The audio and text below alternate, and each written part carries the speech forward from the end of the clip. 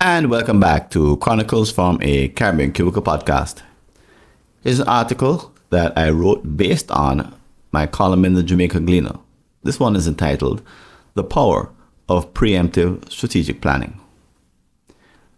As a company leader invested in the future of your enterprise, it can be frustrating to see others content with handling issues only when they arise. How can you instill a culture of forward thinking in your organization? In many local companies, strategic planning is often viewed as a luxury, an activity to be deferred until more stable times when there's ample time and money. For others, it's merely a compliance exercise. Large companies and governments may conduct planning sessions just to meet requirements, with little emphasis on meaningful strategy.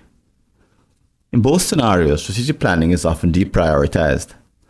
The COVID-19 pandemic has further entrenched this mindset, turning strategy into a low priority, habitual afterthought in the C-suite. However, if you're ready to break free from this mindset, consider adopting the concept of threat zones. Defining your organization's threat zone.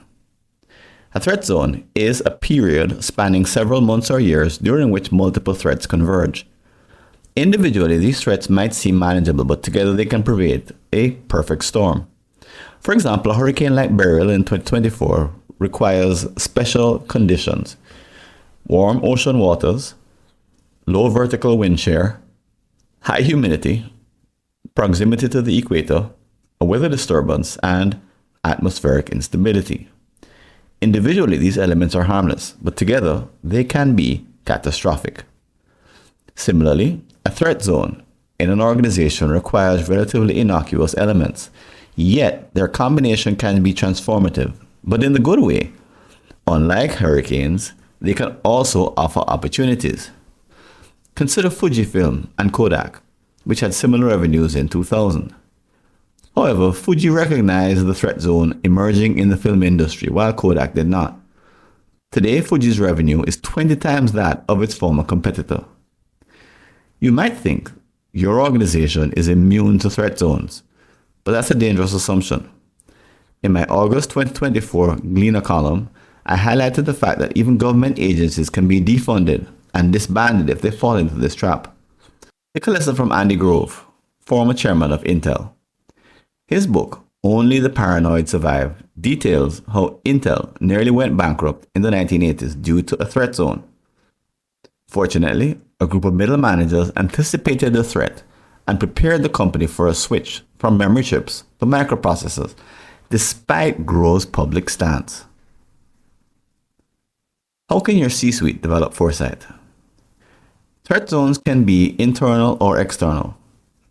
Internal threats might include product market fit, succession planning, and employee engagement, while external threats could involve climate change, government regulation, or inflation.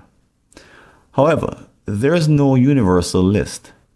Your leadership team must identify which threat zones are relevant to your organization. Even if you bring in consultants, their help is limited.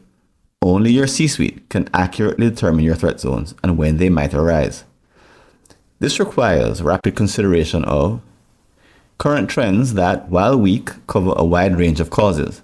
Many start with the PESTA framework: political, environmental, social, technological, economic, and regulatory, but also include competitors and substitutes. Past results indicating long-term deficiencies that previous leadership teams have ignored, leaving them for future C-suites. Insights across financial, customer, operations, and human resources. Even with incomplete data, plans must be made. This task is too complex for any outsider or single individual, no matter their intelligence. Only a cross-functional leadership team can effectively conduct this analysis.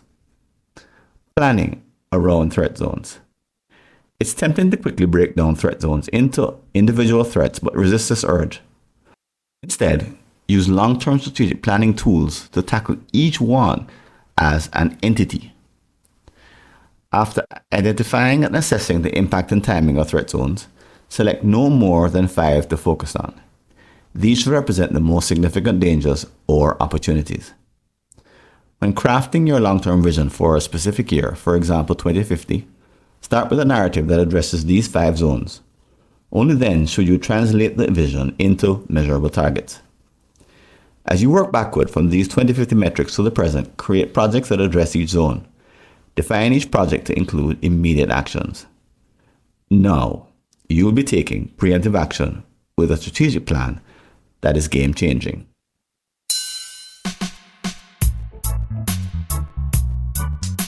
Thanks for listening. Do you have an unsolved problem in your Caribbean company related to strategy, productivity, engagement, or business process improvement? Just visit a searchable listing of all my prior articles and you may be able to help yourself to a fresh line of thinking. Go to blog.fwconsulting.com or see the show notes.